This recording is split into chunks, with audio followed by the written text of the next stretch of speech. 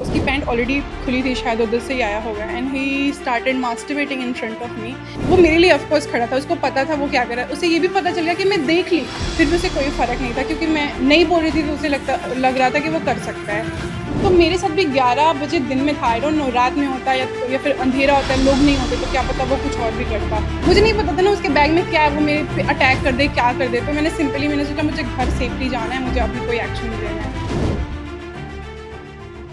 देश की राजधानी दिल्ली के बेहद करीब गुरुग्राम में दिन के उजाले में ऐसी खौफनाक वारदात हुई है जिस पर यकीन करना भी नामुमकिन है। लेकिन सब कुछ कैमरे में कैद है तो भला कोई झुठला कैसे सकता है। दिल्ली जयपुर हाईवे पर बने राजीव चौक पर एक मॉडल के साथ ये शर्मनाक वारदात हुई है।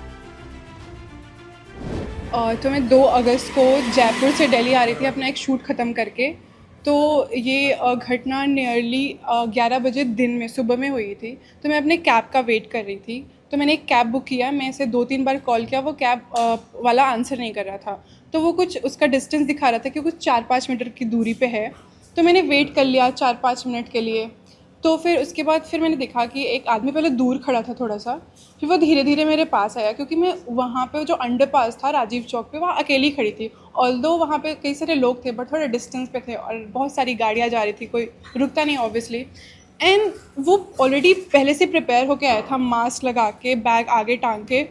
फिर मैंने देखा वो पहले आगे मेरे पीछे टहल रहा है, तो मैंने इग्नोर किया। ऐसे बहुत बार हम लोग के साथ होता है, लड़कों के साथ, तो लोग आगे पीछे टहलते हैं, फिर लास्ट में आके पूछ लगते हैं अरे आप क्या कर रहे हो, अकेले खड़े, कोई हेल्प, ऐसे वो इनिशिएट करते हैं। बट ऐसा उसके साथ कुछ नहीं हुआ। तो वो क्या किया, जस्ट वो मेरे सामने खड़ा हो गया। उसके बाद फिर मैंने नोटिस किया कि वो कॉन्स्टेंटली मेरे को, he was staring at me.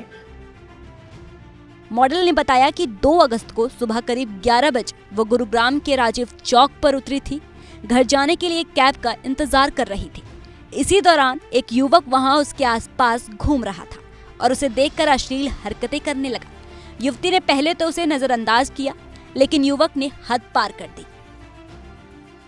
उसकी पैंट ऑलरेडी खुली थी, शायद उधर से ही आया होगा and he started masturbating in front of me and I was completely froze at that time.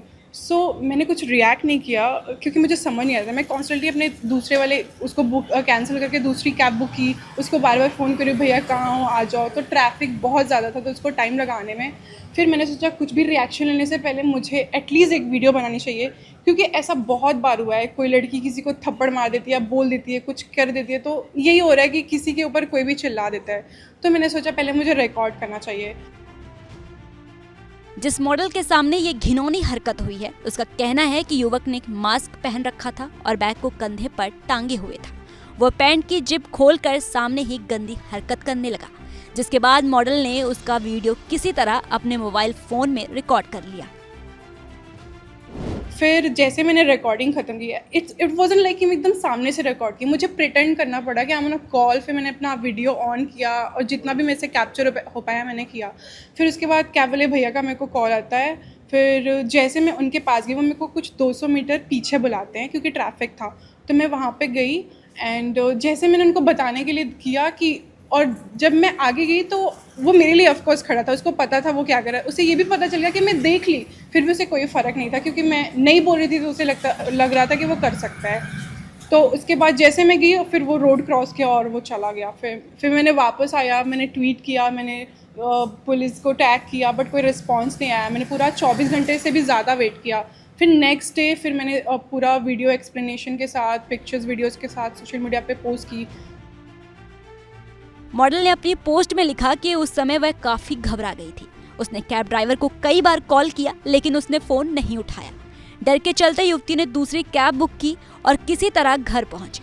इसके बाद उसने वीडियो को गुरुग्राम पुलिस और महिला सुरक्षा विभागों के एक्स अकाउंट पर भी शेयर किया, लेकिन कहीं से कोई जवाब नहीं आया।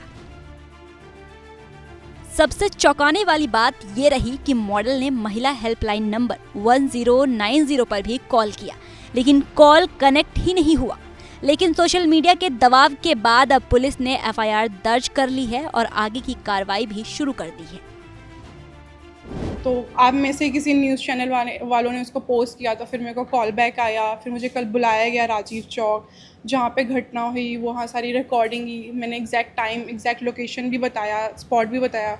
और फिर मैंने अपनी स्टेटमेंट दी एंड फिर FIR हो गई एंड प्रोबेबली होपफुली मुझे कोर्ट भी बुलाया जाएगा पेन ड्राइव के साथ वो सब प्रूफ लेके। आई डोंट नो, रात में होता है या फिर अंधेरा होता है, लोग नहीं होते, तो क्या पता वो कुछ और भी करता। और मैंने उसको कुछ मारा वारा इसलिए नहीं, क्योंकि मुझे नहीं पता था ना उसके बैग में क्या है, वो मेरे पे अटैक कर दे, क्या कर दे। तो मैंने सोचा मुझे घर सेफली जाना है, मुझे अभी कोई एक्शन नहीं लेना है। लेकिन गुरुग्राम की इस वारदात ने एक बार फिर महिलाओं की सुरक्षा पर सवाल खड़े कर दिए हैं कि जब दिन के उजाले में ये आलम है तो रात के अंधेरे में खौफ और अपराधियों के बेखौफ होने का क्या आलम होता होगा।